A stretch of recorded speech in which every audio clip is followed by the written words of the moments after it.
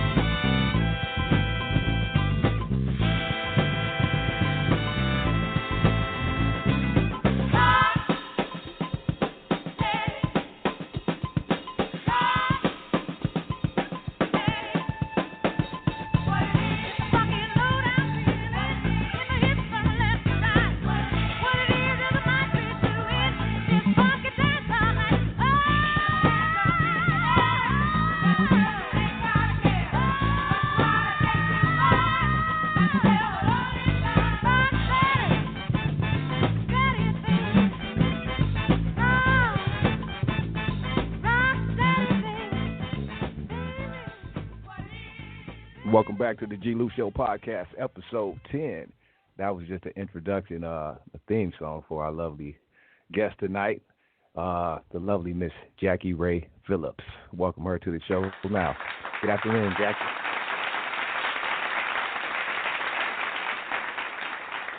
Mm-hmm. Good evening. Hello. How are you tonight, G-Lew? How are you, Queen Jean? Good evening. I'm great, Queen. How are you? I'm well. Thank you so much for asking. Let's do it. Yes. Welcome to the show. We're honored to have you here on our platform. It's been a while. We've been wanting you on here for a minute, so we're glad you're able to join us this afternoon. We know you have a big show tonight, so we want to talk about all that. But we're thankful that you took your time out to join us on our platform. Of course, it's an honor here too. On the real, it really is. It's a blessing and an honor, and I'm humbled and I'm excited. So there you have it. That's what's up. Really.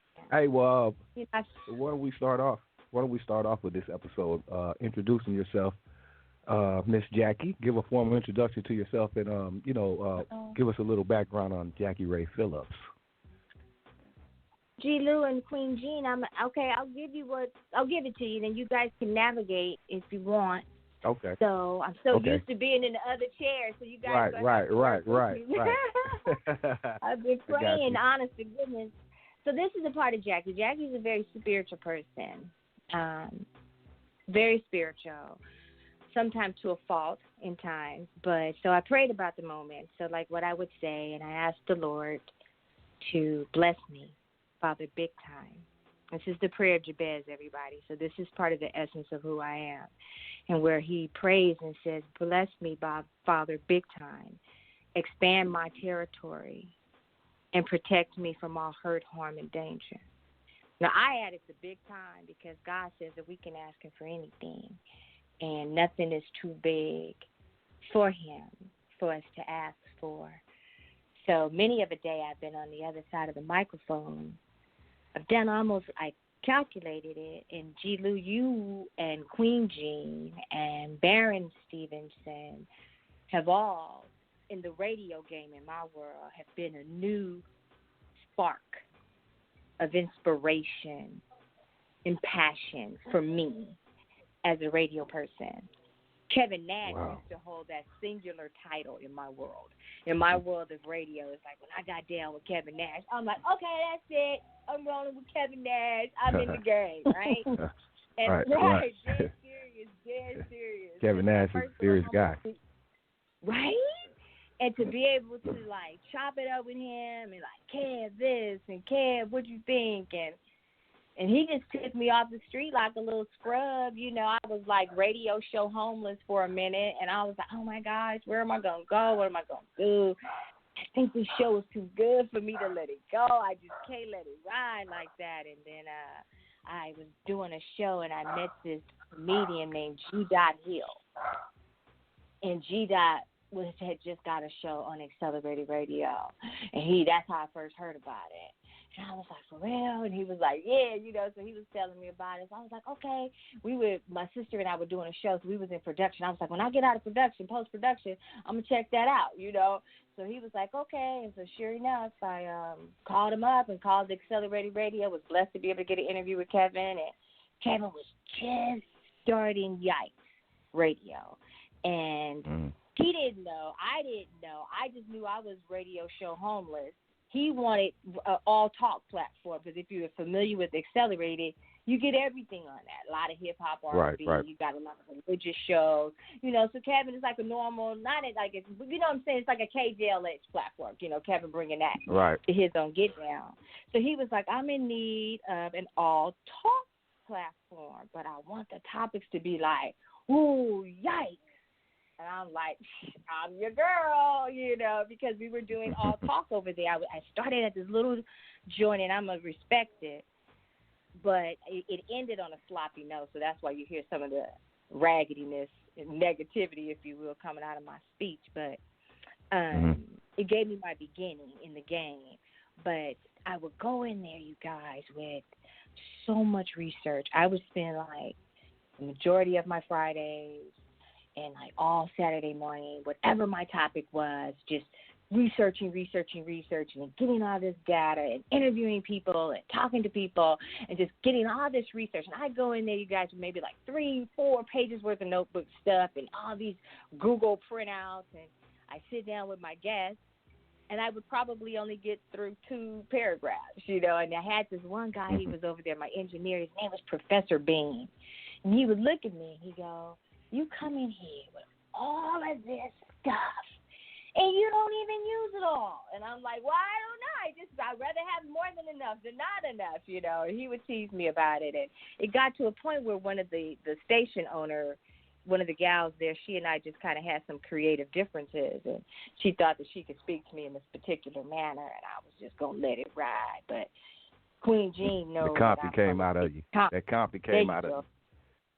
It was like, I was like, Mark, y'all remember that episode when him and Gina won the lottery? He was like, woo, woo, woo, woo. Remember that one? I was like, no, she's not going to take me here. But I didn't let her take me there. I didn't let her take me all the way there. I went to the threshold, and I'm like, all right, Jackie, before you lose all your, you know, your coots, the little bit you got left, just, you know, let it ride. And that's when I was a little homeless with it. So I was like, Evan, this is the girl for you, you know, and I pitched him my show, and he was like, yeah, I like it. So, guys, I was the very first show to air on this whole new network. So I got to be able to be dubbed the Queen of Yikes, and so that was, like, major for me. But getting back to the G-Lew podcast and the G-Lew Show and Queen Jean and Baron Stevenson, those are the people who Baron Stevenson. Big Flossie. Sometimes he'll tell me, okay, yeah, Big Flossie. I met Floss just through the radio game, you know what I mean? And you see somebody, and it's like, okay, you know, and that connection sparked, and then now I, you know, saw that what he was doing through your show and what you all were doing, and then I started to spread out a little bit and listen, and it revolutionized me. It really has, and so you guys have really sparked an interest in me, and so I thank you so much. And so I know it's an honor because you guys have a great platform, in my opinion, you know, for what you do. Wow. So thank you so much for the invitation. Wow. I appreciate it. Thank you. Yes. Very humble for that. Thank you so much. Yes, it is. Yes. So that's what I try likewise. to do. I just try to do my best, you guys. That's it. So I'm blessed to be able to collaborate with you all, who I believe is some of the best. So that's kind of how I started with the radio. Knew nothing. I think where I want to go to is like creating. You know, the Lord says that we are called to create. And I feel like, you know, when we can take the time, I think everybody are given their different gifts, and some of us are given even multiple gifts on so many different levels. But for me, what it is, G-Lew, it is straight therapy for me. I don't know your gratifications and your reasoning for doing and driving the ship the way you do and how you do. But for me, my show, it started with helping others, because I have a degree in criminal justice, right? And then I have an affinity, you know, this attraction to criminality, right? Growing up where we grew up, and family members and friends and people getting caught up in the mass incarceration situations, and friends and family members still in me. You know, I got some that done made it home after 27 years, 28 years, 30. And then I got some still behind the walls, 33 years and down, 35 years, you know, and you're like, why do we do this? What makes the mind like that tick? So I chose criminal justice, and criminal justice chose me. But when I was working in those fields, you guys, I would run into individuals that wasn't necessarily, I had like people take some inappropriate likings for me. I would work in the prison system. I'd go in a couple months before parole release and meet with individuals and make sure there was a home reunification program, and obviously working towards lowering the rate of recidivism. And then it got a little weird, so I chose to quit the career path, you know, and then I started working in the homelessness arena, similar situation, working down in Skid Row. I did work for the Los Angeles Homeless Services Authority, and I love that, you know, because that's just like you giving back. I feel like that's like part of your pure self, when you can know that you're gifted and know God has blessed you, but to be able to push those giftings down through humility, if you will, and allow the fruits of the Spirit, and allow that spirit man or woman interject and kind of lift yourself up. You know, sometimes I get for me, historically, I get a lot of gratification from that. So, but my safety had to come first, you know what I mean? So I'm like, all right, Jackie, working down the stairwell, not the best choice for you right now. So the Poetry of Justice show, G-Lew, allows me to do that. I can feed that part of me, that energy inside of me that's like, I got to have it so I can still get my criminal justice portion out. I can talk about redemption. I can talk about, all of those things in a little bit of a safer environment, and I'm still able to feed that passion. Plus, I'm able to help others. And then with the poetry piece of it, when some of my shows earlier in the career of radio, I would always do some poetry. I was always doing a piece of poetry. Well, I had my very first producer, her name was Janelle. She was a young lady that I happened to meet at a poetry reading I was performing at, and she loved my work. And she and I just kind of rolled. So she was with me ground zero when I first started the Poetry of Justice show. And she would always tell me, Jackie, I love your poetry. So every show you need to do poetry. And so I was like, okay, all right. So I was doing it for a while, and then you kind of fall off, and then things become more about your guests. You know what I mean? It's like, I don't want this to be about me. I don't want to interject and do me. And, let's just keep it about my guests. You know what I mean? Because time is really important. I always tell that to our guests. It's like, and the same thing for you all is, you can't get our time back. We can lose friends and sometimes get those friends back. You can lose money. You can remake it, but your time, we cannot regain that. So I'm always grateful when individuals take the time to call my show or come to the show. It's like the level of humility and honor and gratefulness that flows in my heart is overwhelming. And that's what I feel, this evening, being able to share, time and with you all, because for me, it feels like iron sharpening iron for me. Exactly. Working alongside your show and with your team, G-Lew.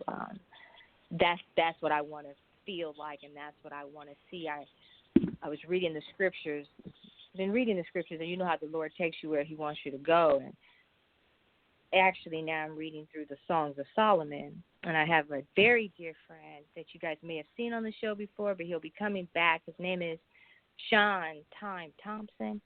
And G-Lew, I've known Sean. He's from the South Side. I've known Sean maybe since I was about 12 or 13. We met at a basketball game. Long story short, he lived right next door to my uncle, to my dad's brother. And so once we figured that out, when you little kids are like, oh, Daddy, I'm going with you, Uncle Big House. I'm going to go over here. I want to see Sean, that little kind of fun puppy love thing. But on the real tip, Sean is like a straight, real cool down brother. You guys really want, the later shows, future shows, you see what I'm saying? This is somebody I would like the two of you to connect on some level. But well, yeah, I definitely want you to hook up with Sean. But anyway, Sean helped me he'll always continue to spark the interest in me to keep going and to, let people know what it is that I really want, and to be able to be open enough and honest enough to say, these are my passions, these are my drive, this is some of the things that kind of keep me going. And I think partnering with your show and iron sharpening iron, and he and I were talking the other day.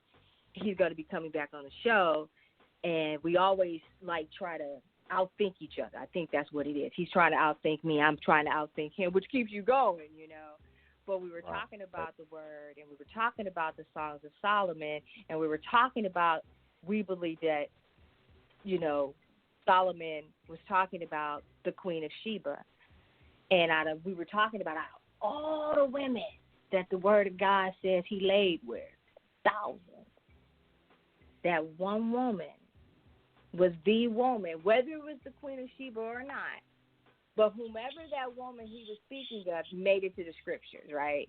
And so we were kind of talking about, following whatever that passion is and aligning ourselves with people and individuals that are going on that next level. And I think I see that in this collaboration. So I know I'm not supposed to ask a question, but what do you think about that, G-Lew? I think that's great. I feel the same way. As you said, iron sharpens iron, and, with your show and our shows collaborating, this is just a start right here. That's why I definitely wanted you on the podcast, so we can speak about all of these things, and a little bit about you and your past and what made you want to start the show, the poetry show that you do on Yikes Radio. And also, I wanted to ask you, you spoke about it, I guess, a little bit, your passion to want to do radio on your show, but what actually drove you to radio? Was it like, I want to do radio, or I want to do this or that? What drove you actually to radio? What sparked that, and how did that all come about? Sure. What we did is my sister and I, we put it on the first live theater production in the city of Compton, right? We did that in 2015. Okay. My sister and I, we have a small production company called Gingy Productions and Entertainment Company, or GPE. I created that out of my brain, my brainchild. And the company is named after my sister. And so what we were doing, G-Lew, I started my poetry career. So us, we on the grind. I went through the publicist, did all that. And I'm like, man, sissy, we ain't paying nobody else. We finna do this ourselves. We about to grind this out. Fuck it. We finna start our own company. So boom, that's what we do. Right. All right. So I'm like, I named it after my sister. So this is what we doing. So sissy and I start the company. Our parents, like I said, back in the day, growing up then, our parents were very involved in the city of Compton. My mother worked for the school district for 42 years. My father was very involved in our educational path on the district advisory council, worked like in the mayoral campaign, so that type of thing. So point of the matter, right, saying all of that is we were working with the Zarita family because I want to give everybody their due respect. And so the Zarita family helped us through the city of Compton get that show produced. And 70% of the cast were from the city of Compton. And so it was great. And my sister is employed by the University of Southern California. She's the vice dean for the School of Theater and Dramatic Arts. So Lori's expertise, and we brought in some real live actors that, actually were from backstage. And then we also, again, brought in brand new talent straight off the street, people that were recommended by the councilwoman, by Mayor Asia Brown at the time as well. So we put all of these people. We had an amazing cast. We held it at the Dollar High Center, and it was great. So we put on a 3-night show, and what we did was Toni Morrison's The Bluest Eye. And so it was just so awesome, you know what I mean, to put on that piece of work, that acclaimed work in our hometown, in the city where people say can't nobody do nothing, don't nothing good come from the city of Compton. Right. And I'm like, okay, I'm going to show you something. So when I'm on that Saturday night, I call it on the stage. Saturday nights for me, G-Lew, I know you on all the time, but Saturday nights for me, it's like click, click. It's like I'm on stage on theater. It's like click, when that little music hit, it's showtime. Right. You know what I mean? That's right. So whatever it go, you know how it go. Wherever the train go, you just trying to roll with it and control it. So anyway, we did a radio spot, G-Lew, to promote the show. And when we went to do the radio spot, the dude that owned the joint, he liked my flow on this other lady's show. And so he was like, what do you think about the after our show? Remember I was saying after the post-production, he was like, well, I want to talk to you about you doing your own show. And I'm like, man, I'm trying to get through this. You know what I mean? I'm trying to get to the play because we was producing. I was acting, you raising money. I'm out there grinding. So I'm like, I ain't got time for this shit. I'm like, all right, I'll get with you later. So then once the show was over, we settled everything out, reconciled everything. He called me again, and he said, I'm serious. I'd like to talk to you. So I was all right, cool. So I went over and met with him and spoke with him. His name is Devontae Stiles. And he was with Click, KLIQ Radio. So that's where my beginning started. Queen Jean, you may see some of those throwback things I post, from the timeline. But, so we started there. Yep. So that's what did it. And then he asked me, like, what do you want your show to be named? He's like, you interested? I'm like, yeah, I'm interested. Cool. So he's like, well, what do you think the name of your show would be? And he asked me my two passions, and I told him they were criminal justice and poetry. And then he says, what about the poetic justice show? And I'm like, no, that shit is too cliche. I ain't doing that shit. You know what I mean? I was like, I don't know. I think about how God worked with me. For real, for you guys, I know I got a little potty mouth, and so I'll be good. Nah, you good. You good. No, just be yourself. Right. I'm on that Yikes Radio. We get rough and rugged over there, Yikes. Yikes is real. Shit, you must have heard the G-Lew Show on Sunday nights then. Right. Go ahead.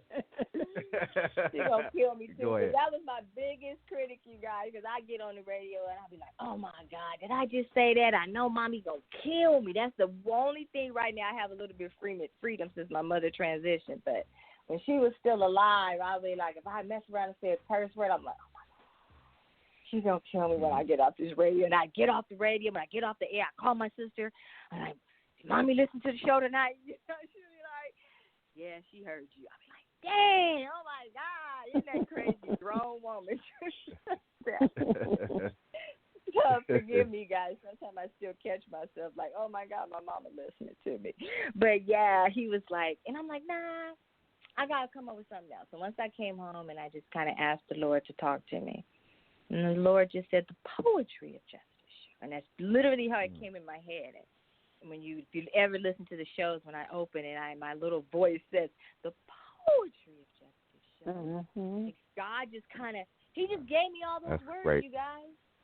And I was sitting here like, what am I going to do? And this perfect. is him. It's his work. Poetry and justice. I mean, it's plain and simple, but it's powerful, you know? But I wanted to do something like you guys because I didn't want to be in a box, G-Lew. And I see, obviously, for a couple of reasons, I see what you all do. And I know you don't like being in a box because you have so many different talents. And so, likewise, when I said, like, I don't want to be in a box. So I was like, where social consciousness meets the arts. Because think about it. So many of our greatest greatnesses, past and present, are generally our activists, are dabbling generally either in the entertainment world and or sports. But those are our activists. That historically is where the masses, black people, have to turn to for leadership, for role models, for examples. But it doesn't necessarily always have to be on a Beyonce level or on a Jay-Z level, if you will. You know, it's just taking a look at each, like the Hank Normans, and that's what I love so much about the G-Lew Show, because you can learn about the Queen Jean. There you go. That's what it's all about. Yeah. That's what the Poetry of Justice Show is so important for me, because it's like it gets us our voice, right? Mm-hmm. And let everybody know. I think about DJ Quick. DJ Quick has driven my career, his inspiration, and I have to give a shout out to Tony Lane. My conversations with Black Tone, the General, has sparked me. And I keep him private for personal reasons, but I always give him. How was Tony doing? Is he doing better these days? I didn't mean to cut you off. No, straight real. No, yeah, he about the same, G-Lew. You know, his birthday was last week, and so I got noticed. He saw, you know what I mean? And he's still talking stuff, and he got that number one finger up, but that left side is not really getting back, allowing him to function on a real level. You know what I'm saying? So that left side is still challenged, but I think about that. I went to school with these guys, G-Lew. I went to Dickinson. So, I was born in San Pedro. And then from San Pedro, my mom and dad was already living in the city of Compton. And so my mama delivered in San Pedro, and then that's exactly where I came home to 5 days later. And that's where I resided, and the home is still there. And by the grace of God, me and my sister still have the property, and that's home, right? So I went to Dickinson Elementary, and then from Dickinson Elementary, I went to Davis Middle School, and that's when life got real for me. And then from Davis Middle School, I went to Compton Senior High School, and then from Compton High School, graduated, went to UC Irvine. My daddy got sick and had a massive heart attack and died instantly, and so I was home for Christmas break. He died right before Christmas, and so I didn't go back to school. My mom got really, really ill, and so I put my academic career on hold a little bit to take care of my mama. And whenever home would call, that's where I go. You take care of your mama. That's all I knew to do. So my family was very, very, very close-knit family, just me and my sister, my mother, and my father. So we lost him very early. I lost him when I was 18. years old. And wow. so, Wow. like literally I graduated June and my daddy died 6 months later. He died 1 week to the day of my 18th birthday. And he took me to Carson Mall that day, December 7th, 1985. And he says, he just told me a couple things. The first thing he told me was to always make sure I got myself an education. He says, so you don't, my words, these are his words, so you don't have to depend on no nigga, was what his words were to me.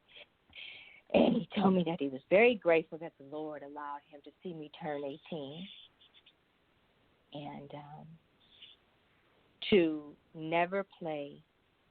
He told me, you're going to be a beautiful woman, Jackie, because he always called me Shorty. Very seldom did my daddy call me Jackie, right? It's Shorty this, Shorty that, Shorty, Shorty. And he said, you're going to be a beautiful woman, Jackie.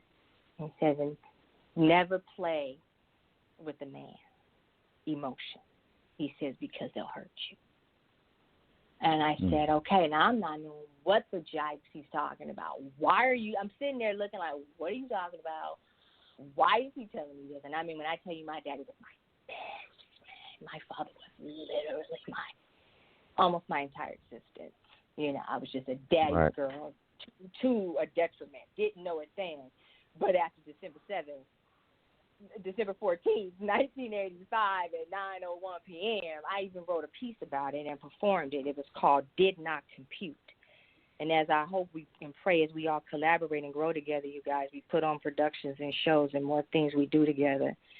I hope you guys will hear it one day. But it's called Did Not Compute, and I talk about this experience and how my brain literally, G-Lew and Queen, didn't compute when these people told me my father was dead. I was like, shit. My brain literally could not compute that information for about maybe 5 minutes or so. My brain just didn't even process that. I was like, what the hell? But, I can still look back and even be like, what? People talking about. So just that. Were you away then when this happened at school, or were you home already?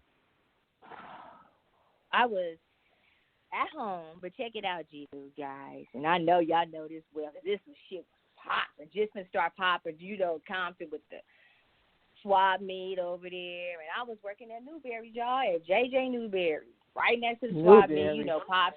You know what I'm talking about, girl. That's old school there. I told y'all I was from Compton. I was going to call it downtown Compton, Queen. I still know certain parts. I've been like, downtown Compton. Even my girls, my daughters, they know it's downtown Compton. Nigga, what are you talking about?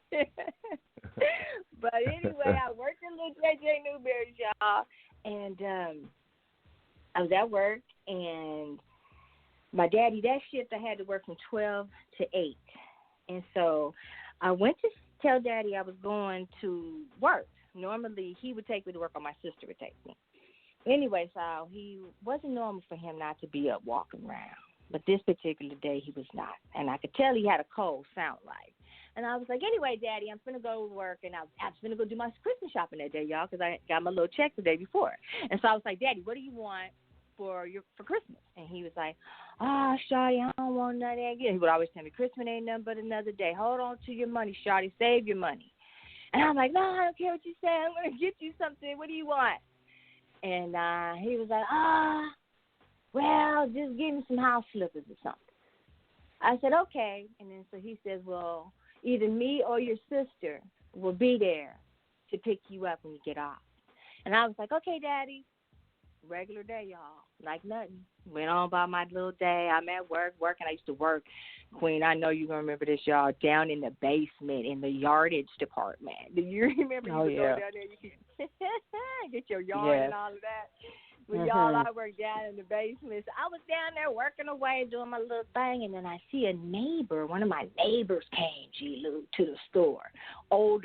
One of my older neighbors down the block. So I'm like 18, literally 18 at the time.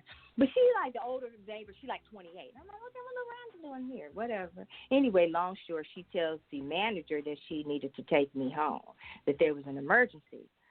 And so she tells me we have to go. There's an emergency at the house. Now, my sister's in college. Lori's at SC at the time. So she out partying, raging, sorority. You know the drill, doing her thing. And so I'm like, an emergency. And so I was like, is it my sister? And because my sister had gotten into a car accident, right? So then, we're like a little bit of panic. And she looked at me and she was like, no. I said, my mother? She said, no. I didn't even ask y'all. I didn't even ask. Then the other thing in my head is, you got all the way over here to come get me because something's wrong with my daddy. So I'm like, okay. So you guys know where I'm talking about, the Compton swap meet. So you know what I'm talking about. I'm on Long Beach Boulevard, y'all. Let's just take the ride from Long Beach Boulevard down Rosecrans going westbound. So we driving westbound down Rosecrans. We get to Acacia. We bust the left. We get now to our Beauty Street, which is my street. We bust the right. I'm pulling up the block. My house is like right at the Oleander T-Connect. I see the ambulance. Mm-hmm. I see the gurney. I see my mama running behind her screaming. I see my sister standing in the driveway screaming. And I walk up and I'm like, what's wrong? She's like, what's wrong with Daddy? My daddy had like 3 or 4 heart attacks before, right? So she said, Daddy's sick. I'm like, okay. So our other neighbor scooped us and we went to Martin King. And I never prayed that hard in my life, guys, until my mama got sick with her cancer. But at that time, I had never prayed that hard. And at this point, all my daddy's brothers and sisters that live out here were there, like, my uncles off Mayo Street and Chester, and, all my family's there around the way in Compton. They already at the hospital. So in my brain, I'm like, dang, how they already get here, and shit. What's up, Anyway, guys, about 9 o'clock. And the doctors come in and tell us the man that you know as Luther Ray is no longer with us. Mm. I did not process that, you guys. That was some of the hardest information I ever had heard in my entire existence. Because I was desperate. Oh, Queen. It's okay. It's okay. Because that's maybe who I am. You asked me who Jackie Ray Phillips. That's why I can never let Ray go. I don't let that part of my name go. R-A-Y, that means like life to me. Because it's my daddy. And so I didn't believe them, G-Lew. I couldn't believe him. And I said, well, can I see him, please? My mother was crying, my sister crying. This is the story, if you will. This is the story I wrote you guys. And my sissy and my mom. And I said, can I see him? And my mama gave her approval. It was the nurse, the doctor guy standing there, like, yeah, can't you? And my mama said, yes, she can go. And we're going down this long, cold, dark hall, you guys. At this point, my brain still don't really compute. I heard what he said, obviously, because I'd asked him to take me to go see him. And so we go down this long, cold hallway. And we get to the end of the hall, and they open the doors. I see his little pajama pants, so I know it's him. And then I get into the room, and I see him laying on the gurney. He was still slightly warm, you guys. I loved him so much. He was so beautiful to me, because your dad's, right? And I remember looking at his lips. And I was telling Daddy, get up. Get up. It's time for us to go home. But he didn't move, you guys. He didn't move. And I kissed him on his cheek. I said, God, get up. It's time for us to go home. But I could feel it turning cold, guys. I could feel part of his cheek was kind of cold. And his lip was a cut on his little lip. And I asked, why is his lip this way? And they told me they were trying to put the tubes down him and scratched his lip. And I said, is he really gone? And the nurse lady said, yeah, he's gone. And I said, okay. So I gathered his watch. I said, can I take his thing that was just on the counter? And she said, yeah. So I took his watch, and I got his wallet. And I left, and I went back. And my life has never been the same. It was like getting on Goliath after that night. I walked back to that house on Beauty Street knowing that I don't know what's going to happen to my life now. But it wasn't all bad guys, and it wasn't all good. But that's that's the basis of what got Jackie going, G-Lew. And that's what keeps that fire going. That's why Ray is so important to me. That's why Compton is so important to me. I'd have been dead so many years ago. But my self just refuses to give up. And every morning that I wake up and I still got my life, health, and strength, I'm going to keep going, guys. I'm going to just keep fighting and I'm going to keep going until we make it through this race called life. And I'm just honored to be in the masses of the G-Lews and the Queen Jeans of the world. So I appreciate you both very much. Wow. Can I Jackie, share something with you, Jackie, Queen? Yes, please, of course. That was real touching, heartfelt too. My experience with death is you're a spiritual person, as you stated earlier of the show, and we know that our body is just of the flesh. It's our human nature to miss the flesh of the body. But you know the spirit is an eternal life.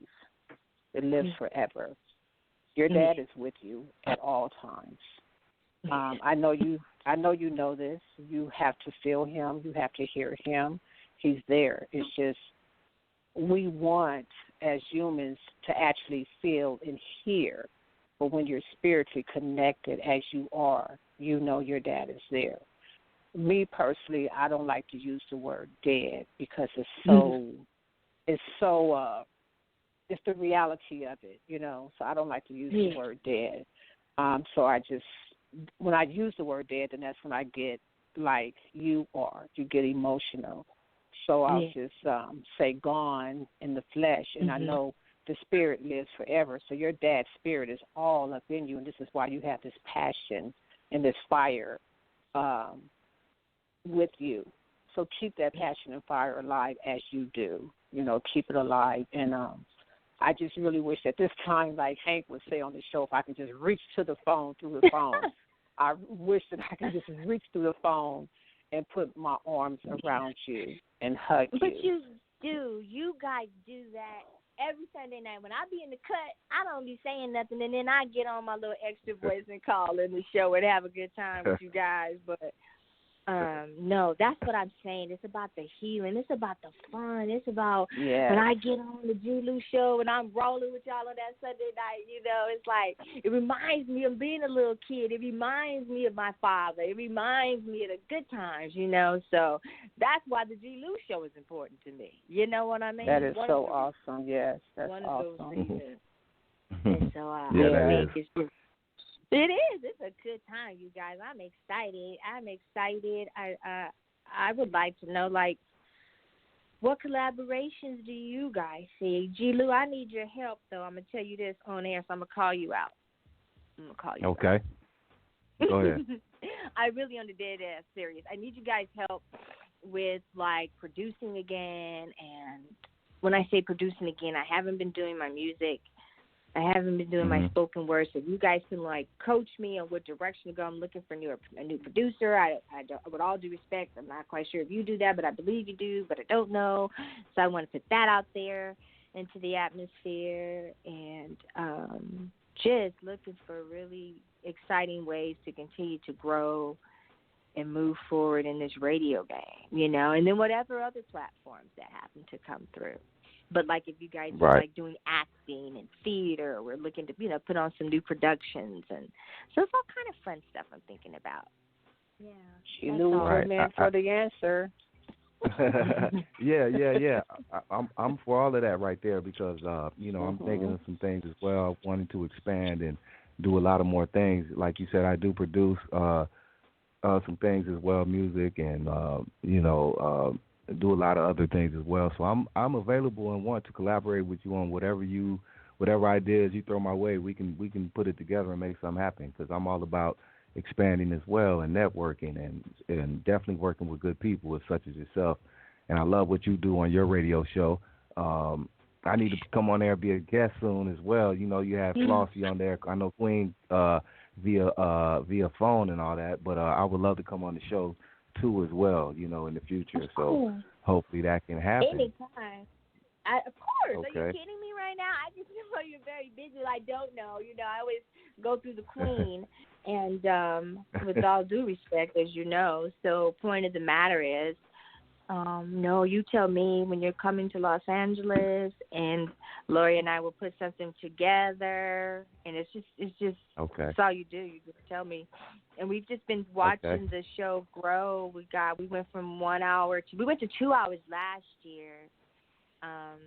It was a good little get down. We were, graduated to a 2-hour show because, like I told you, the guy would always tell me, "You got all this content," but sometimes when I get in there, it's like, "Oh my God. Am I going to be able to carry this shit for 2 hours?" Right. Hey, I wanted to ask you this, Jackie, because this is something you said earlier right now about all of the stuff you study and content you write down and have ready for an interview or a show, and you don't get to use it, right? I learned that as well early on doing this. Like I would have I was talking to somebody else about this. I have notes, questions, all of this right here for our guests, and then realized that even to this day, I don't do that anymore, but you're not able to get it all out because the show may take a turn or the guest may, you talk about other things, so you don't get it all out. So I want to ask you, how did you deal with that in the future? Because me personally, I just now, like I was speaking to somebody about this, like I don't even write. I mean, I get the information beforehand, study my guests or whoever I'm having and get all the information in my head, and then just carry on the conversation as far as the interview. I don't have notes anymore. I just carry on. I have the information in my head, so I just have a conversation opposed to doing that because I don't get it all out anyway. And I still don't. So I want to know, how do you deal with that? I do just what you do, G-Lew, so that feels good to know. See, iron sharpens iron. I have the preparatory work, right? At least you can feel good about yourself. Like, right, if this interview goes like south, right? Like if this person's tripping, I try to have enough data in my brain, like how you say, and I may taking a couple cliff notes. You'll see me looking down when I'm on air, and then I'll write a couple things down. All right, I can roll this for 2 hours on my own in case they tripping. And if I get it out, great. If I don't, whatever. But I prefer it if it takes its own show. You see what I'm saying? I like when it do its own thing, because then I can kind of kick back and let them do it. You know what I mean? Does that make sense? Right. You get that a lot. I get guests. I don't know how it's gonna go. Even some guests I'm not even familiar with that much, but as Queen knows. But sometimes we get guests on here that like to talk, and the conversation just takes a turn, and it becomes just a great show just on conversation, Now, let me add to this, since I'm the baby of this, because I'm the baby to this. You guys been in it a lot longer than I have. So just today, when I was out earlier at the store, I had to pick up another notebook. I had a notebook that was 120 pages. Every page in that notebook, front and back of each sheet, is written on. So today I bought another notebook, and it's only 80 sheets.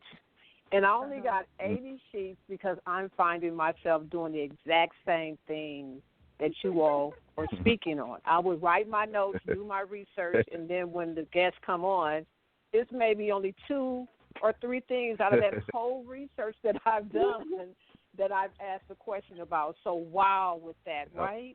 That's awesome. You learned that early. Learned that early on. Yeah, that means I'm growing. Journey. I'm growing. That lets me know I'm learning and I'm growing. And this is from 2 pros. You guys are legends in this. I'm a baby in it. So that's confirmation for me that I'm growing. So thank you for the affirmation. That's what you all just did a confirmation for me, and thank you. It's And also, confirmation Queen. for me too. Because you said it earlier, so it just confirmed me as well. Go ahead, Queen. I was just going to say that when you spoke about Compton, how they say Compton this, Compton that, but look at all the greatness that comes out of Compton.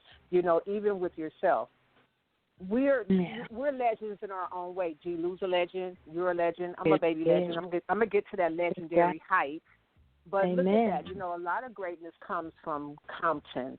A whole lot of greatness comes from Compton. So, yeah, it makes me more proud to say, hey, EST 1959 in Compton. Exactly. So. I love our hometown. I really do. I mean, I know it's the culture. It's the culture and the time. And we came up in a really wild time, you all. 80s, no joke. You guys, they threw us a dirty, cold game with it. But we survived it, and that's the other thing. You know, What? we on the backside of the mass incarceration. How you feel about that, G-Lew? Mass incarceration.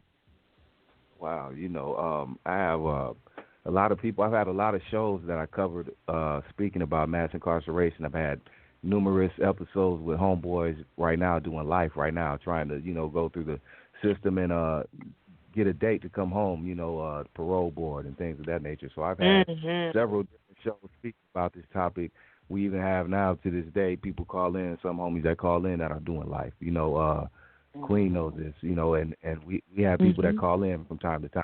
We deal with mass incarceration. I think it's to a point where a lot of people need to come home because a lot of people were sentenced in those old laws that they had, back in the early 80s, and some been gone since the 70s. Like you said, homies doing 20, 30 years, some on their third decade. Some have come home, you got people like Kim Kardashian able to go out here and get people freed, so we need to see about some of the homies, too, behind them walls that's done over 2.5 decades. It's like you were sentenced in the old laws, and when you were pretty much a child still, a lot of homies were just 17, 18, Right. got sentenced for murder or whatever they were doing, caught up in the like you said, coming up in Compton, L.A., period, where it was gang infested. The young homies made decisions that now they're different people, grown men, and I think they need to come home. So mass incarceration is a serious topic we don't take lightly, and we have many homeboys that are locked up now trying to come home that we deal with. So much love to all the homies, and I'm glad you spoke on that. But, yeah, we take that very seriously over here. Yeah, we have to definitely keep them lifted in prayer, especially the system and I think that's Mississippi or is that Alabama where it's just so notorious in there, the conditions. That's Mississippi, huh? Yeah, with Jay-Z and some people try to reach out, I think. That's Mississippi. Yeah. Well, Mississippi, shit, it's up over there. Mississippi is a whole other ball game. Yeah. A whole other monster. They over there in the 50s, man. Literally, not literally, but in some ways they are, But literally, that's another topic. Literally. Yeah. So that's another topic. Keep them all, prayed up. The whole system just prayed up. Wow, this is a great show, Jackie. Queen Jackie. Great, I'm sorry, I didn't go too personal. I'm sorry, guys. No. I didn't want to be a Debbie Downer, but I don't know. The show just took that direction. It's all about you. Yeah, it is, Jackie. And speaking about your father again, you had me choked up for a minute. Rest in peace to your father. I lost my father as well some years ago. Speaking on that, I know that you're a very, as you spoke about your family, a very heavily family-oriented woman. You know what I mean? You have a strong family base, which obviously made you how you are today, but you have a strong family, a beautiful family. I see you have daughters that graduated college and, just a strong family base. And I want to know how does that play into what you do and how you are as a person and what you do with your Poetry of Justice show and helping people and being involved in all the things that you do? Well, with the girls, with my daughter, education, guys. My mom and daddy both was big on education. That's what they told us, the only game that they knew to tell us to play that we could get out the white man system, right? So that's what the game that we played. That was the game. Lori played it. My sister, with the USC get down, I made some twists and turns, but I put my daughters on the track immediately. College, education, this is it. There's no other option for the two of you. So they did that. They followed that. They're very smart, very intelligent. It was very important for me to let them know their blackness. That was extremely important for my educational journeys. When I went to school, Queen Jean, at your alma mater as well, the time my studies at USC under Dr. Todd Boyd and taking critical studies classes is where I really opened up to my blackness. And it was very important for me, G-Lew, to filter that to my daughters. And so they give back as well, G-Lew. They come to the shows, and both of them are school teachers. My oldest daughter is Jantel. She's 28 now. I'm giving all their info. But anyway, she's 28. She's my oldest. Jantel went to Cal State Long Beach. She chose not to go too far away, so she stayed home. So she went to the beach. And then my baby girl, Miko, she just turned 24, and she went to USC. So that's where her degrees they're from, and then they're both working on their masters now. So they took the ball to a different level, G-Lew. I finished at the bachelor's level and was like, cool, I got mine. I did what Daddy told me to do, right? It didn't work out that way, but I did what he told me to do. I did it in reverse, I guess. But the point of the matter is I got the education in, but it was just really important to me for the girls to be able to do that. And even now, with what we have and what, like, people like LeBron James, I'm thinking about, and giving education and giving back. And we opened up a scholarship fund, G-Lew, in my mother's honor. After her passing, we lost her. She transitioned August of 2018. And so it was the Juanita Ray Scholarship Fund. And what we do is it's specific to Centennial. My mama dedicated the last 25 years of her working at Compton Unified at Centennial.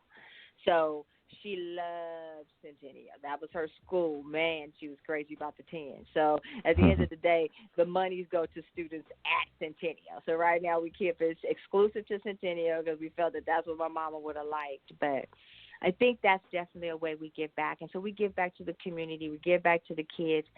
Again, every weekend, G-Lew, that I get to get on that platform and talk about the show is giving back for me. So I hope that answers it.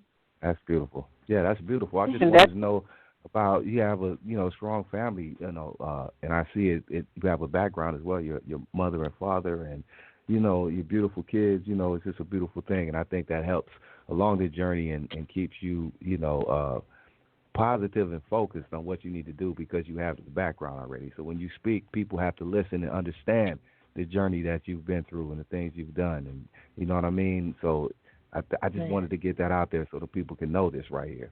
Ms Jackie Ray Phillips. Yeah. Centennial was the high school that I graduated from. So, yeah, right on for that. Yeah. I'm going to give a shout out to Mr. William Miles Phillips, G-Lew. That is my husband and this partner in this life. I went from Luther William Ray to William Miles Phillips. I knew William before my father died, and actually before my daddy died. Got to show some love to William. Yeah, give him some shout out to me. Let's give the homie some love, man. Come on now. Yeah, the king. What up, big homie? Like what up, big homie? And in the cut. But I would give him a shout out. He usually stay out the way, but he went to Centennial too though. So he and I went to school together. He at Centennial, I'm at Compton, and my mama. So we really do, it runs deep. So when you talk about that family piece of G-Lew, to tell you that, I don't know if we just too ignorant to go to any other direction. I don't know what it is, but it's that thing, like you say, you just got that. You just don't let go. And there's been many of the times that I know he don't want it to run and I wanted to run and we both want to run. But at the end of the day, where are we going? Running away. I don't even know. Right. Maybe something better out there. We don't know yet. I don't know, you guys, but that's us. That's what we do. We just love hard. That's the one thing I can say about myself and my family. I love hard. And I know, G-Lew, I know I asked you this. Do you go with Scorpio or Sagittarius, if I may ask this question? Sagittarius. I'm a Sagittarius. Easy. By one day, I'm on the first day. But I'm a real Sag, though. That's what I've been told, Yeah, you start them off, which is true. Yeah, because when you start them off, you are a real one. Like with me, I start the Leos off. So in that month, so yeah, the August the 1st. So you are. We have to take that, G-Lew. Take that. We're fire signs. We run with that. Yeah, that's what I'm saying. So you already know. That's why I was going with that with you. That's why I asked you that. I was like, you already know because you an archer. You see what I'm saying? So we have like time. We can't focus. That's easy, what's up. Because I'm December 7th. My great nephew is November 22nd. That's why I asked my great nephew. November 22nd. He's the first male child in our lineage because my mama had 2 girls. I got 2 girls. My sister got 2 girls. So we were like, what in the yikes? And then finally God blessed us with a male child, and he's born November 22nd, and he done turned the whole family upside down because he a wild little Sagittarius on fire. So I love that. That's what's I love up. It. That's what's up. All right. Jackie, tell us about let's get more into the show, about your show, because you got a show tonight. Tell us, like because I know it's the Poetry of Justice show, and you do a lot of different things attaining to that. But you've had a lot of powerful guests on your show, a lot of famous guests, a lot of ordinary people. Just tell us what goes down on this show that you have. Okay. Because I know it goes a lot of different directions. So that's why I thought about where social consciousness meets the arts. I'm thinking what we do is spark the interest and awareness of social diversity, ranging from arts, entertainment, and social justice at large. So you figure we can go, just as you were saying, G-Lew, we can go anywhere. So we got the arts. So like you say, you may see I have an artist on. It may be an artist that's doing freelance graffiti art. I've had a graffiti artist on.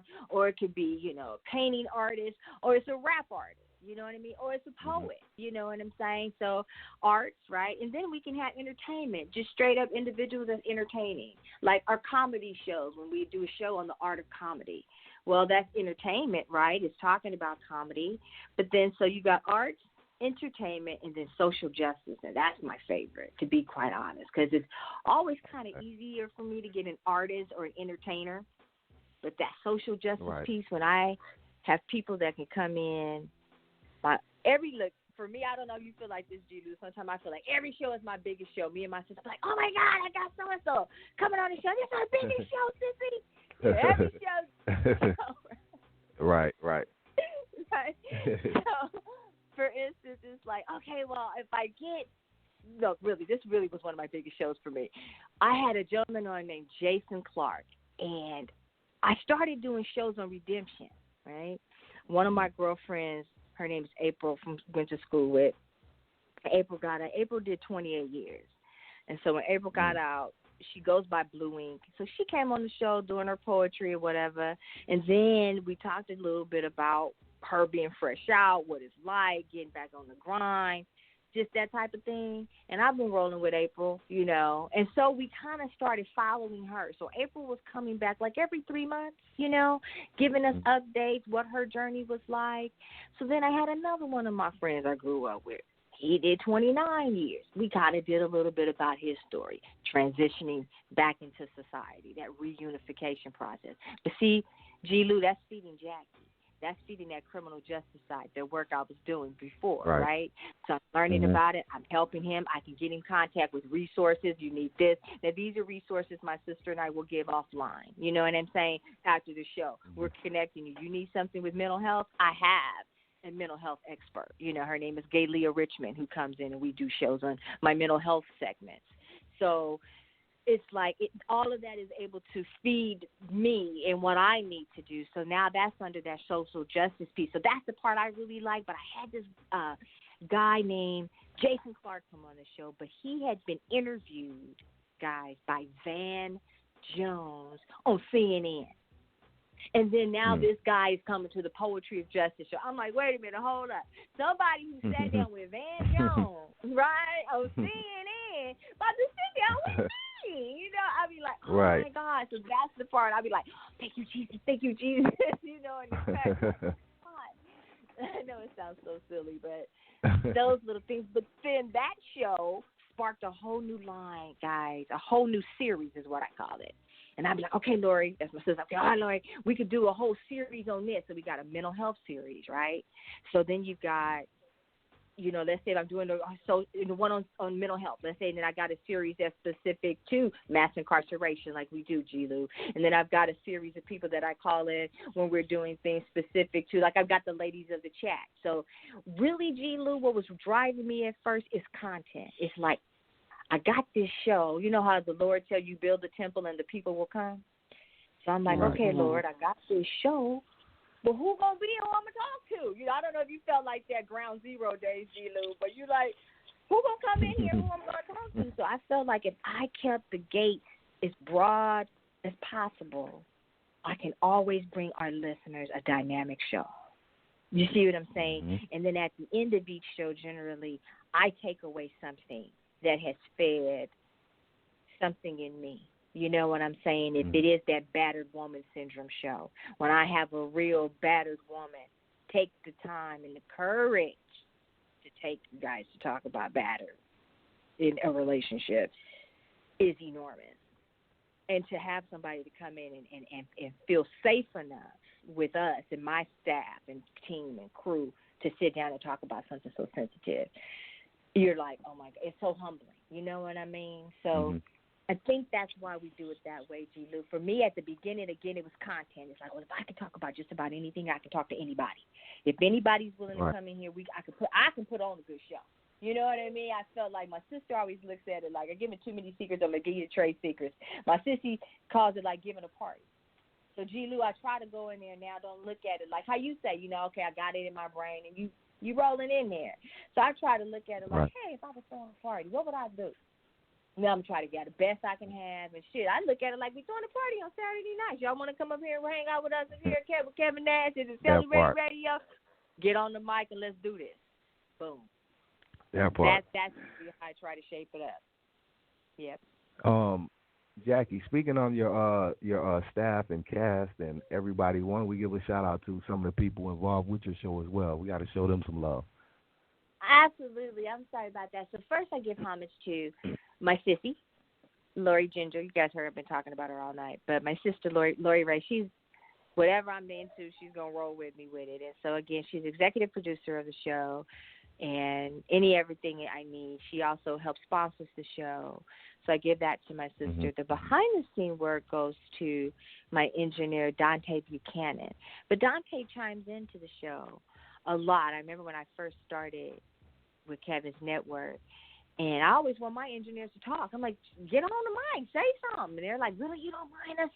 I'm like, no, what? Say what you got an opinion, you got a brain, talk. But some of the other hosts don't do that. You know what I mean? So some of the hosts there, they don't want, other people talking, on their show, which I get. I respect it, you know what I'm saying? Or giving a free voice to people. So anyway, I'd like to give a shout-out to Dante because he keeps me sane because you guys, before every show, I'm a bag of nerves. I'm like, freaking out. Is the equipment working? Is this, that? Having a little mini panic attacks almost every show. And he's just like, Jackie, do this. Jackie, go do this now. So he turned out to be like a father figure for me. Now he's the same age as my youngest daughter, but he's got more control. He's like, go to this, go to that, calm down, do this, we're going to be fine. I'm like, okay. So he keeps me sane. And then my girls, my daughters, they come in and help me out a lot when I put it this way, whenever I really need some comfort or if I'm taking on a subject that's kind of making me a little nervous. And then usually you guys see my daughters or something in the audience because I have them come and I'm okay. If I get too nervous, I can look over at their faces and feel a little bit of peace. And so, but that's pretty much who we are. And then, of course, I'll give a shout-out to Tanya Michelle and Shelly C. Those are the ladies of the chat. We've known each other, you guys, about 30 years. And so we started doing every third Wednesday. So we all were with each other through weddings. We were all with each other with the baby showers. We were with each other through a divorce.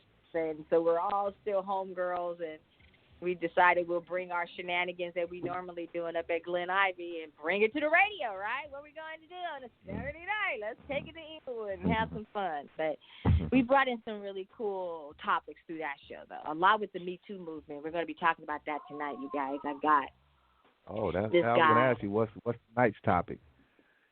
Okay, tonight's topic, you guys got to give me some energy. It's going to be casting. What's going on in Hollywood casting? I have a professor from USC, a gentleman, Dan Shaner, and he has also done Hollywood casting for over 25 years with all the major large networks, all the pretty much major film studios that you can think of. Dan's done this.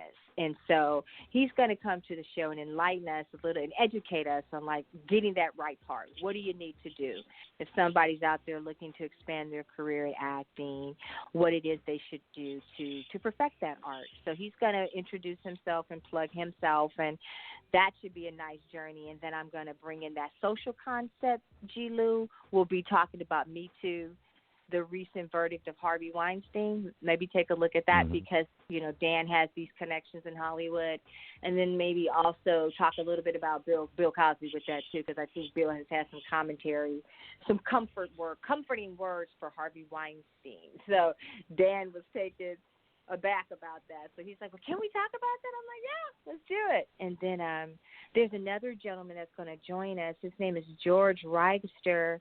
And I met him, you all. George and I used to do some acting together. I do some community theater. I think I told you about that, my little community company. But I do acting in the shows as well. But before that, even around Long Beach, different little community theaters, Huntington Beach. So I've done some of that community theater work. So George and I did a couple plays together. We did a live production. And so he's coming back to the show. But he has a new commercial, a new, I think, Sprinter.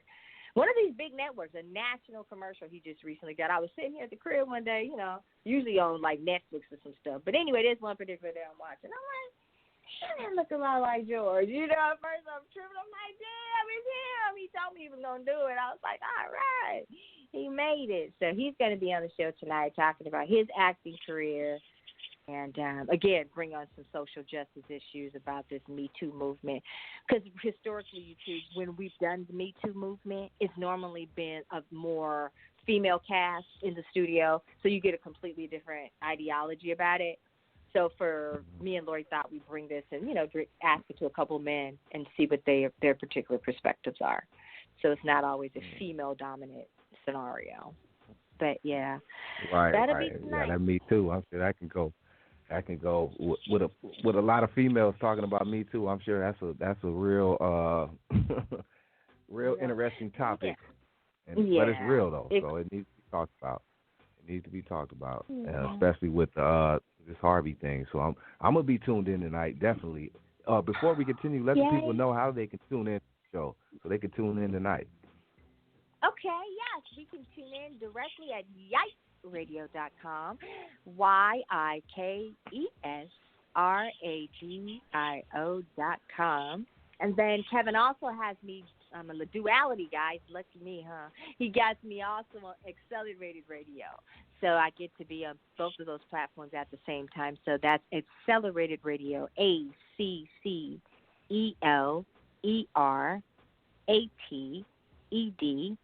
radio.net. So that would be the live audio version, and then you can catch us streaming live on Facebook. We've been, trying that platform out, G-Lew. So we're at just Jackie Ray Phillips. Can people call in to the show, or we're just live show, or can they call in? We can also, yes, sir. We can call us at area code 310-910-9676 extension 1. So that's to call us in the studio. So I'm going to call in tonight, so I need you to shoot me that number on the thing. So I'm going to call in tonight. Oh, now I'm nervous, I'm gonna call you guys. in. Lord Jesus. I'm going to be so Don't nervous. be nervous. We're going to be right there with you to help you out with the nerves. We're going to be right there with you. No need for nervousness. That's what's up. It's going to be crazy. Hey, yeah. I'm gonna be there. I'm gonna call in. Jackie, tell us some of your most memorable. I know you spoke about a few dealing with the social justice, but you've had a lot of different, people on your show and a lot of different topics. What were some of your most memorable that you would say that sticks in your head? Like those were some of my favorite shows, or just whatever it may be about those shows that stick in your head. My number one off top, and I'm not even kidding. I know you guys don't think it's because cliche. Really, one of our most recent, most talked about shows was with Big Flossie, and when he brought in Malik Spelman. Malik Spelman. Yes, it was. Queen Jean was rolling Dr. Ism. Dr. Ism. Sean, I bet my husband, that my was. son, I was telling you about Flossie. He was just the other day. People are still speaking about the show. People are still speaking about that show. I'm in here. I had a blast. My cheeks, literally, you guys, my cheeks were hurting. I don't know if you remember that on the Toy Story, one of the first one, and at the end of the clip, and the little Barbie doll, and she's just smiling, and she's like, my cheeks are hurting. I laughed so hard that night in the studio. I was hot. I was red. I was laughing. My stomach was hurting. My cheeks was hurting. Oh, my God, because like I was being G-Lew, you saying, Queen, for me, I love it. But, part of it is entertainment because, part of us as hosts, you are entertaining. So right. things go to the, like how you saying, G-Lew, you always ready. You ready for whatever. You know, you stay ready. You got to get ready. So, woo. Right. So, whatever way to go, what Dre said, whichever way to quit, whichever way the wind is blowing, I'm going, right? So, boom. So, I was ready for Malik. I wasn't ready, but when Malik came with the thunder, I'm like, fuck it, I wasn't ready for real, but I was ready. I wasn't really ready, but I was ready. ready for Malik. I was like, okay, because when Flossie told me, he said, oh, yeah, Malik, and I've heard him on your show, and I'm like, wow, this guy's powerful, right?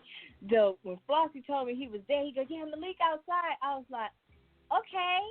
On the inside, I was like, well, but that could be his character on the G-Lew Show. Okay, I'm not, man, that was a ride, man. I had a good time on that show. That was so fun. I had a blast. So that's awesome show. That was a really good show for me in terms of really fun show. But all of them are great to every guest that comes. But let me try to think of another show that really. Okay, so that's like a fun show, like a show that really, because the reason why I want to say the reason why that show was so hysterical for me is particularly to my girlfriend, Tanya Michelle. Tanya Michelle, she takes things so more of a literal sense. You see what I'm saying? Yes, I've seen that.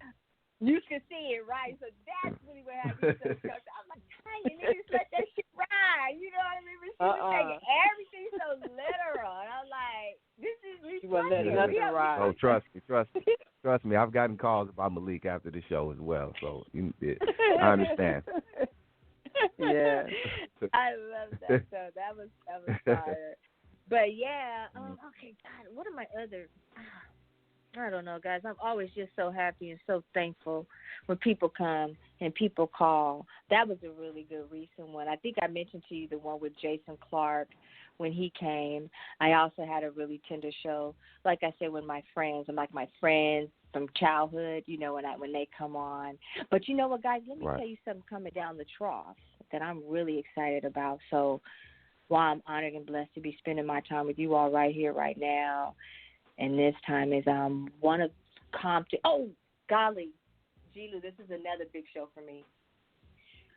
Okay. Chico Brown. When I had Chico Brown. Chico Brown. Yeah. I seen that. I seen the pictures, but I didn't hear the show. I need to go back on that. I got it. Okay, what word I'm gonna use? The right word. Okay, I'm thinking about my mom. I had a little bit of controversy when I posted a pic of me and Chico when I went out to his movie studios, and I came back and talked about my day with Chico. Some of my political friends in the city of Compton were so not my friend. Oh, my God. I got called. I mean, like, that picture went up, boom. Not even 7 minutes after the picture went up, you guys, I started getting calls like, you have him on your show, and boomity-boomity-boo. I'm like, hey. Luckily, my sister was there because I go to the I left know he has real a history with the city of Compton contractors and things he was trying to do. Well, go ahead.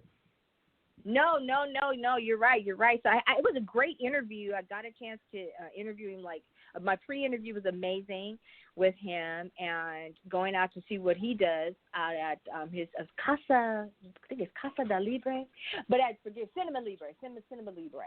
My sister and I got a chance to go out and interview him and do a tour. So that was really big for me, too. Like I said, the Jason Clark show, that was a big one. But this one here with Chico, it kind of got to a point where, do I not have him on the show because I've got a couple of people who are upset with me, or do I still do this show? But my sister was like, it's journalism, Jackie. You have to do the show. Right. You know what I mean? She's like, and if they tripping on you like that, they really not our friends no way. Are they really? And I'm like, you know what, sissy? So that's what that team does for us, too. G-Lew. I was like, you're right, sissy. You're right, dog. Fuck it. I mean, heck it. Yeah, but I got a little bit of backlash from that and lost a couple friendships, low-key. So that was interesting. But I enjoyed my time with Chico, and the show was important. Yeah, really. Yeah, that's a behind-the-scenes story. That is a straight-up behind. Because I wanted to think about it is, I kind of wanted him on, but I was like, not like kind of wanted him on, but you'd be like, how you think I should ask? I don't know if you get like that, G-Lew. You'd be like, kind of want to ask somebody. And you're like, I don't know. What if they don't want to be on? Right? So, but I had just marketed it to him one day. Like you guys see in the inbox, I know you probably get sick of it. Like almost every day I'm sending out like a little ad or something trying to drive the show. And one day I just went for mine. sent it to Chico's inbox. Boom. He hit right back. Boom. Hello. I see you from Compton. You know, you want to interview? I'm like, sweet. I didn't even, like, when you watch God work, I'm like, dang, I didn't even have to ask. You know, God brought it to me. So I was like, man, this is awesome. So that was a really good show just for me, you know, to be able to go through that. I had a little bit of anxiety about it, you know, really did, like, worry about what are people going to think about me. Is this a bad move? But, you know, my daughters were supportive, and they're like, no, Mommy, you got to do it, you know. And so I'm glad I did that show. It was kind of I was so nervous that night. I can remember that. My nerves were, like, worse than they are today with you guys. I've been so nervous today, you guys. Nah, you did good. I hope we made you feel comfortable as well, because, you know, it's all love, family. Speaking about that interview, what would you say out of all your interviews or shows that challenged you the most? Like really, you know, outside of your research or whatever, just really interviewing a person, who challenged you the most, would you say, over your past journey of being in radio? Let me see who challenged me the most. I've got some big ones coming up right now. I can probably speak about those because I'm thinking maybe for me, big ones. I'm going to be blessed to interview Violet Palmer. You know, the legendary Violet Palmer, first ever black official in the NBA. We went to school with Violet. Lori and my sister Violet were best friends from like little bitty kids. Now listen to this. Best friends. Violet spending the night at our house. We get to go to Violet's house. I took piano lessons from Violet. But Violet's not even scheduled to come to the show till like the end of next month. I'm right now on pins and needles worried about that show. Because it's like, for me, G-Lew, like today, it takes me on that what Dr. Dre said on that next level. You know what I'm saying? I'm on that next level right now. Do you feel that? I'm on a new platform. I had a recent attack. You know how you know when Satan come and try to attack you, and you fight off the attack, you already know you finna propel to the next level. So this is it. I'm on it with you guys. We're on that together. So the new guests that come to the show, I am perfecting that. And so having repeat individuals such as, because it's like you said, G-Lew is family and it's friendships, to know that by the grace of God, I can pick up a phone and reach out to Queen Jean. Because when Queen Jean blessed me that night, I went straight off the Spirit of the living God, G-Lew. I was in here getting dressed, minding my business. The Spirit of the living God said, call it Queen Jean. Queen Jean just started going through my head. And I'm like, this lady's probably going to think I'm a weirdo, probably like, what the hell? Why is she calling me? Oh, she has liked me a couple times on a Facebook page, but the Spirit of the living God has said, call Queen Jean, call Queen Jean. So once he only does that 2 or 3 times, I'm not completely, disobedient. So I'm like, let me call her. And I asked, and she was free that night, and it was a great show, and I'm like, wow, okay, and that to me is where I think what are the bigger challenges are for me, so this is going to be epic for me. You being here with you guys, I'm looking forward to this show with Violet Palmer. I know which one that was for me with G-Lew when I had that councilman on not too long ago. That was kind of took me out of it put me in a new box. You know what I'm saying? Right. Okay, I got a politician coming on my show now that I don't know. Usually it's always this person know that person that know this person. That wasn't this scenario. The connection with, learning and communicating with Big Flossie.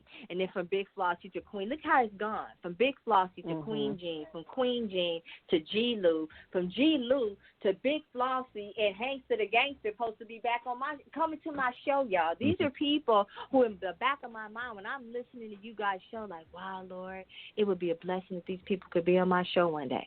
Look at God. I mean, these are the things that I speak that I don't even say to nobody, you guys. These are the things that are in the crevices of your heart. So when he says that he gives us the desires of our heart, if we're just patient and believe, I'm living it right now. Right now in real time with G-Lew and Queen Jean. Yes. And I'm so are we. Wow. Yes, wow. So are we. Wow. Yes. We are very humble. Yes. We are very humble. Yes. We are very humble, yes. Jackie. We really are. We really are. So you spoke about the upcoming interviews and things you have going on. What else do we have going on in the future of Ms Jackie Ray Phillips and No. the journey Okay, guys, that look. you're upon. Oh, you Can know you what give I'm us going a to do? sneak I'm going peek? to do something exciting. Can you let me do something exciting tonight, you guys? Go right Yes. ahead. Please say yes. Okay, coolness. Okay, Yes. let me tell you a little tidbit. You guys know I like to write poetry. So I hadn't written in a while. I had gone through a spell and didn't know if I could write again. Honest to God, I'm giving you guys a low-key secret, and I'm only telling you the secret now because God blessed me again. And so been through a lot.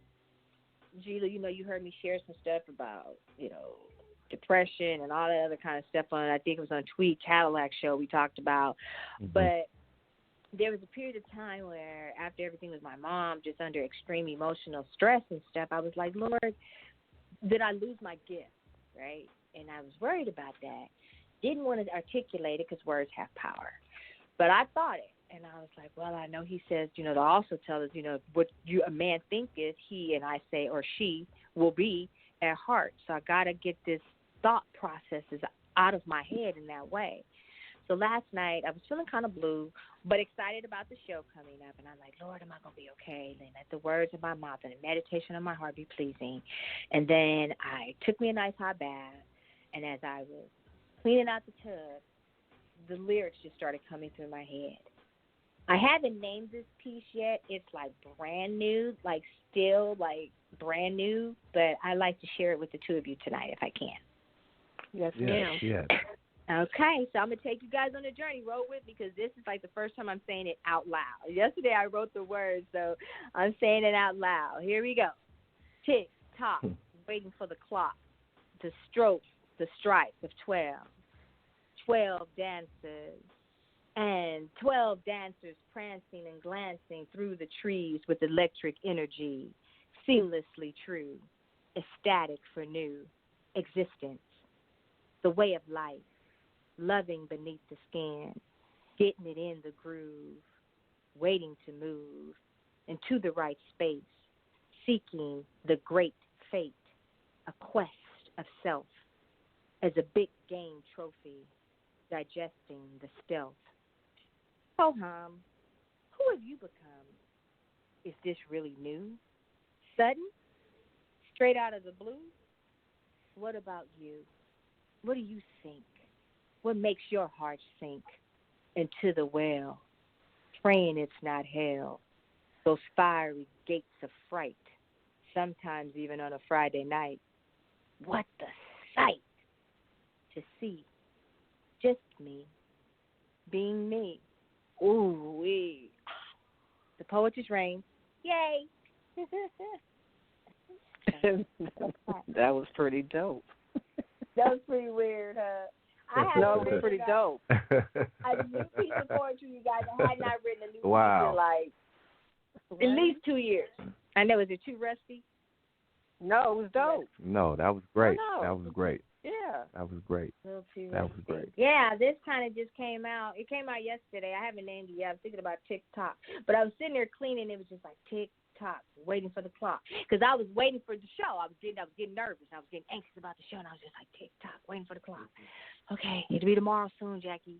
It'll be tomorrow soon. So, yeah, that kind of came to me last night. So that's why it goes TikTok, waiting for this clock to stroke the strike of 12. Because when it strikes 12, then it's tomorrow. So the 12 dancers prancing and glancing through the trees, with electric energy. I'm just ready, seamlessly true. So. I like Wow. that. I like that.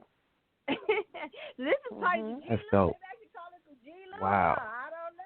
Wow. Maybe we need to call this Wow. the G-Lew, y'all. Hey, we gonna I call do. it Hey, the check this G-Lew. out. Check this out, though. I do need later on, I'm going to get at you. I need a drop for the G-Lew Show with that beautiful voice you have and the energy. I just need one of those great G-Lew Show drops from you. So please, I'll talk to you offline so we can hook that up so you can give us a drop. We got to have you in the archives of the G-Lew Show. When we play those famous drops, we got to have you on there. So I would love for you to give me one. We will do. So yeah, I'm excited, guys. Let's just have a good time. What James, have a funky good time. And I'm ghetto like Grit, y'all. So don't get the game twisted, y'all. I'm still ghetto like Grit. And then what John C say, I love that line. Yeah.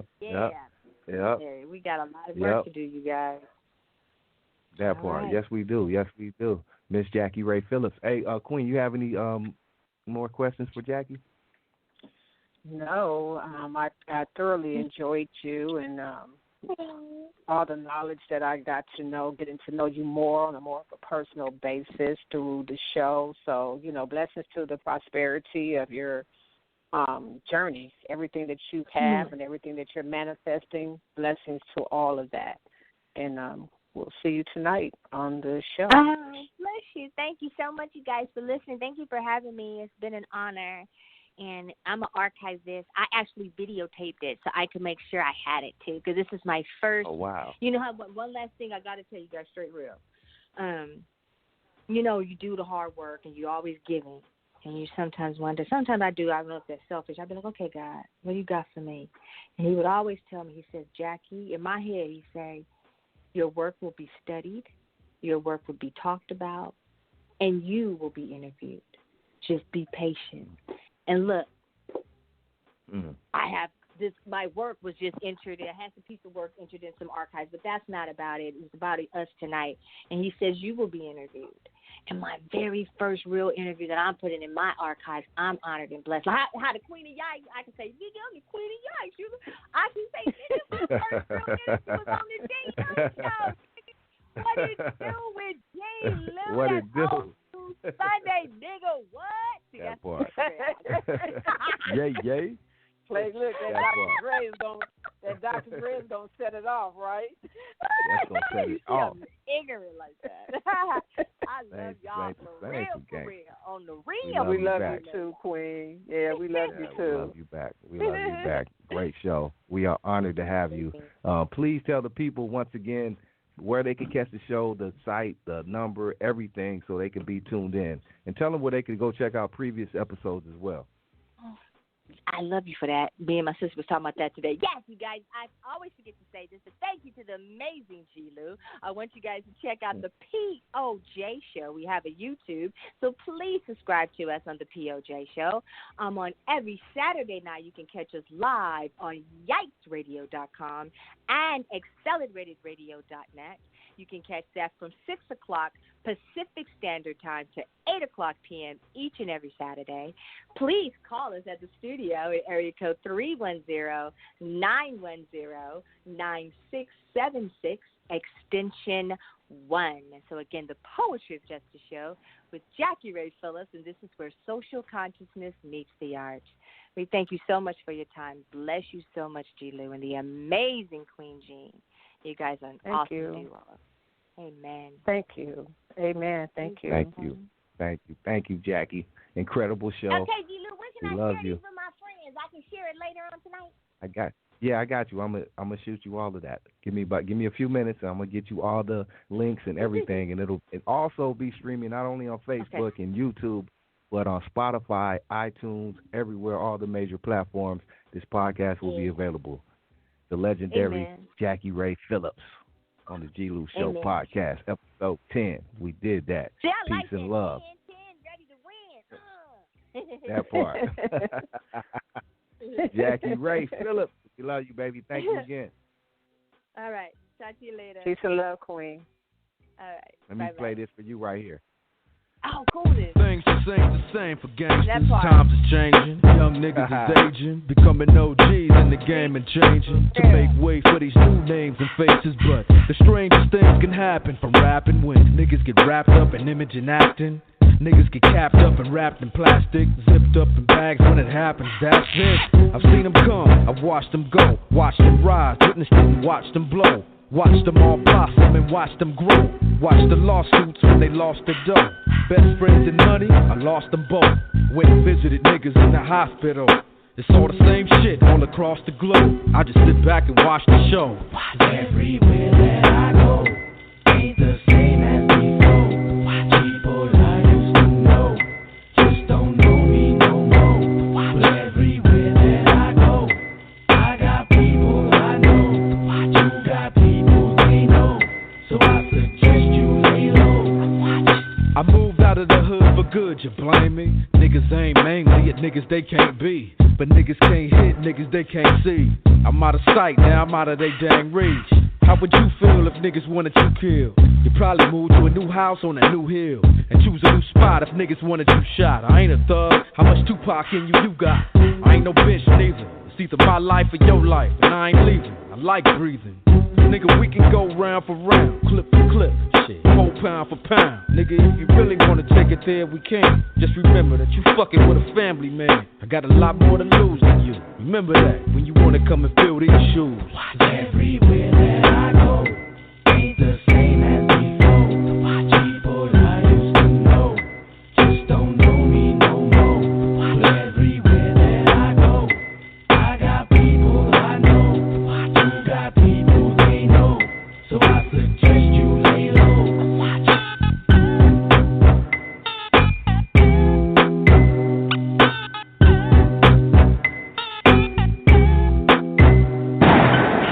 Things just ain't the same for gangsters. Cops just anxious to put niggas in handcuffs. They wanna hang us, see us dead or enslave us, keep us trapped in the same place as raised in. Then they wonder why we act so outrageous. Run around stretched out and pull out gauges. Cause every time you lift the animal out cages, it's dangerous to people who look like strangers.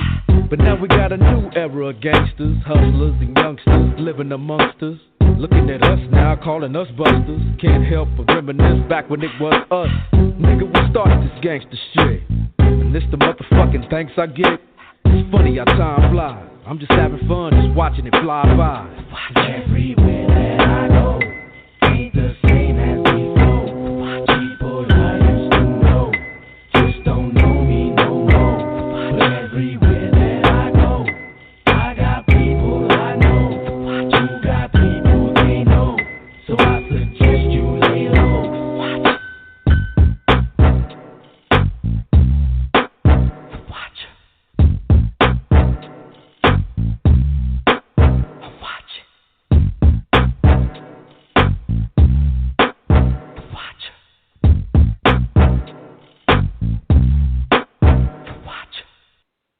Hey, I wanted to say this one last thing before we leave the show, ladies. It's Black History Month, right? We got the lovely Ms Jackie Ray Phillips on an extra day of, it's the 29th. You know, we usually only get 28 days, so it's the 29th, and we got Jackie Ray Phillips to end off Black History Month on the G-Lew Show Podcast, episode 10. I just wanted to make sure I said that before we got out of here. Give a round of applause to Jackie Ray Phillips on the last day of Black History Month, please. I mean, that's big. Thank you. And look, not just that is the last day of the month, it's the 10th episode, 10, the 10th episode. You know what I'm saying? So all this today is very prolific. And it was all God's plan. You know, the date, the last day of the month, the 10th episode. So, look, that says a whole lot for all of us. It says a whole lot for us and what we're doing in the broadcasting, the radio show. So, yeah, G-Lew, give another round of applause. Yes. Give another one. Yes. Give another. Give another. So, yeah.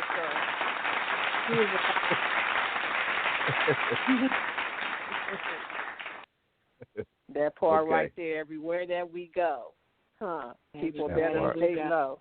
Right? But look, guys, before we roll, don't you love that, though, G-Lew? Do you guys just love that piece? I mean, Dre keeps me motivated. Yeah, this is the that's part one of my that favorites. I like. Because I moved out of the hood for good. You blame me? Niggas ain't mainly and niggas they can't be. They can't see. Yeah, they can't see. Niggas that they can't niggas see. They can't see. So G-Lew, that's us. Flying high, y'all. They can't touch us, y'all. We up high now. You feel me? We out of their sight. We out of their dang reach. That's all. I know. That was a great selection, Jackie. Great selection. Yes. That was great. Next time I'll tell you guys about the diabolical side about me, and then we'll talk about that. Okay. Part two. Got part two coming soon. Jackie Ray Phillips. But we're not going to hold you up. We know you got your show coming up. We will be tuned in. Everybody tune in tonight. Jackie Ray Phillips, the Poetry of Justice radio show on yikesradio.com, Accelerate Radio, .net as well. Tune in 6 p.m. Pacific time. It's going down tonight. Thank you again, Jackie Ray Phillips. We love you. 310-910-9676, extension 1. Amen. Thank you so much. For Have a good one. episode 10, the G-Lew Show Peace Podcast. Peace. Peace.